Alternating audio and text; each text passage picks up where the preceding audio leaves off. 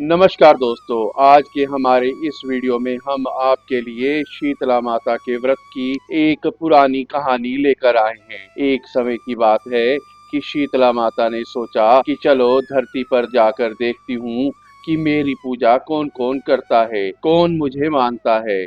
यह सोचकर शीतला माता धरती पर राजस्थान के डूंगरी गांव में पहुंची। माता शीतला गांव की गलियों में घूमती रही। तभी एक मकान के ऊपर से किसी ने चावल का उबलता हुआ पानी माँ के ऊपर फेंक दिया। वो उबलता हुआ पानी शीतला माता के ऊपर गिरा, जिससे माता के शरीर में फफोले पड़ गए। शीतला माता का पूरा शरीर जलने लगा।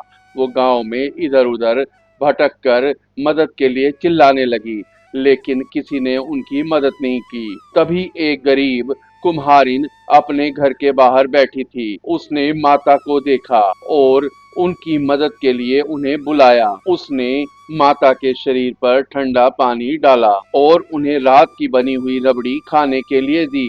जब माता ने वह रबड़ी खा ली तो उनके शरीर को ठंडक मिली। तब माँ बोली, बेटी मेरे सिर में जुएं हैं, तुम निकाल दो।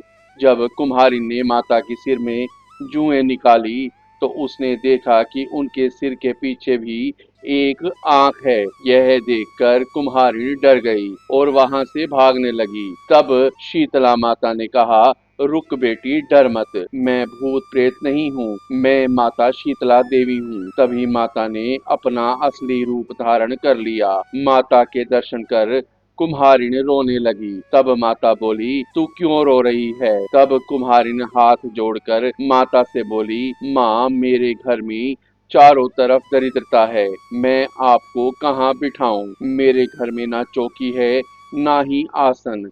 शीतला माता प्रसन्न होकर उस कुम्हारिन के घर के बाहर खड़े गधे पर बैठ गई और एक हाथ में झाड़ू और दूसरे हाथ में डलिया लेकर उस कुम्हारिन के घर की दरिद्रता को झाड़ दिया और उस डलिये को घर से बाहर फेंक दिया। माता कुम्हारिन से बोली, बेटी मैं तेरी सच्ची भक्ति से प्रसन्न हूँ, अब तुझे जो वर चाहिए मुझसे मांग ले। कुम्हारिन ने हाथ जोड़कर कहा, माता आप इस गांव में स्थित होकर यहीं रहीं। जिस प्रकार मेरे घर की दरिद्रता दूर की है, वैसे ही जो भी व्यक्ति फागुन मास की अष्टमी पर भक्ति भाव से आपकी पूजा करे, आपको ठंडा जल और बासी ठंडे भोजन का भोग लगाए, उसके घर की दरिद्रता आप दूर करे।